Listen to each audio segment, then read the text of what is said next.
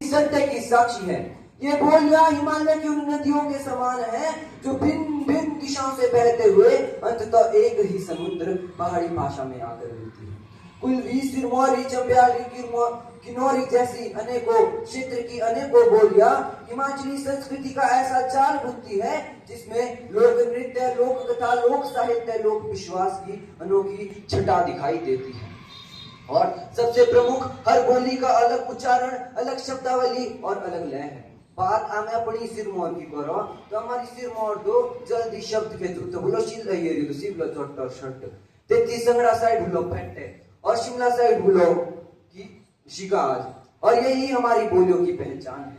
हर शब्द के लिए एक या एक से अधिक शब्दों का प्रयोग किया जाता है। संस्कृत में एक श्लोक है कि पर्वते जनेर गीतम भाषा मधुर मंजरी हिमालस्य वायुर्ति पवित्रा सुखदायथा। अर्थात पहाड़ों के लोगों द्वारा प्रयुक्त की जाने वाली भाषा मधुर मंजरियों के समान है।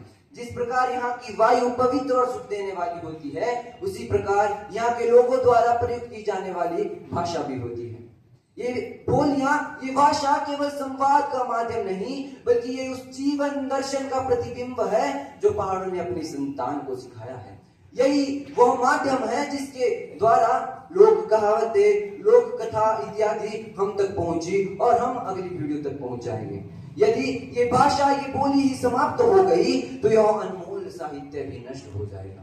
और सबसे बड़ी बात, अक्सर लोग सोचते हैं कि बोली व भाषा का कोई आर्थिक महत्व नहीं है, किंतु यह सोच बिल्कुल गलत है। यदि हम भाषा व बोली को नीति और योजना के साथ जोड़े तो यह रोजगार का सशक्त माध्यम भी बन सकती है।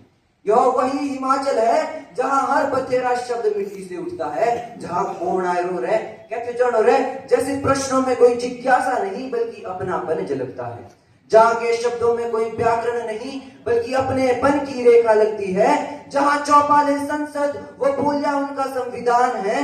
हर तुक में पहाड़ की गूंज, हर राग में पहाड़ की याद है।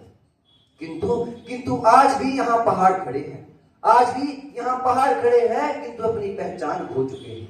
देवता आज भी यहाँ पूजे जाते हैं किंतु उनकी मूल भाषा भुला दी गई है। लोग यहाँ आज भी बोलते हैं किंतु अपनी भाषा में नहीं। यह केवल विडंबना नहीं बल्कि भविष्य के विनाश का आरंभ है, क्योंकि जब कोई अपनी भाषा भूलता है तो अपनी संस्कृति के सिर से मुकुट उतार देता है। जब भाषा मरती है तो इतिहास खामोश हो जाता है और समाज अनाथ हो जाता है।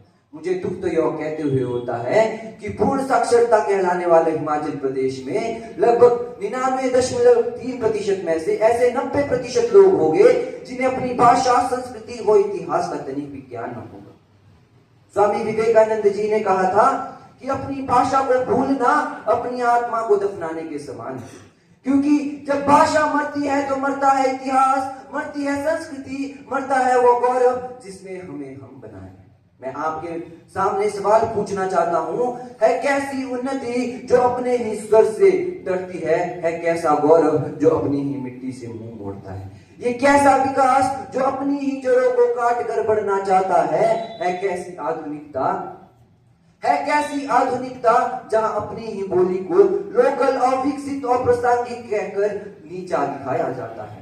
अंत में मैं आप सभी का अधिक समय न लेते हुए बस कुछ चंद शब्द ही कहना चाहूंगा कि अपनी बोली भाषा बोलो, अपनी बोली भाषा बोलो, मन की बद्दी गाठी खुलो, प्यारे प्यारे बोल खुलो, संस्कृति के क्षण खुलो, संस्कृति के क्षण खुलो, बिसरने तुए थोच पाए, बिसरने तुए थोच पाए, अपनी भाषा दिए बचाए, सिद्धो भूले देखे घबराए, अपनी भाषा दिए बचाए, माटी का कर्ज अपना फर्ज, भाषा दैयो बाधा गर्ज, गांव के माटी खेजो खलान, पुराने के सो साचे बयान, इंदे का कोरे तुए सम्मान, इंदा के कोरे तुए सम्मान, शर्म की कोई बात नहीं है, इंदे का कोरे तुए सम्मान, अगली पीढ़ी के दिए ज्ञान, अगली पीढ़ी के दिए ज्ञान। धन्यवाद। जय हिंद, जय हिंद।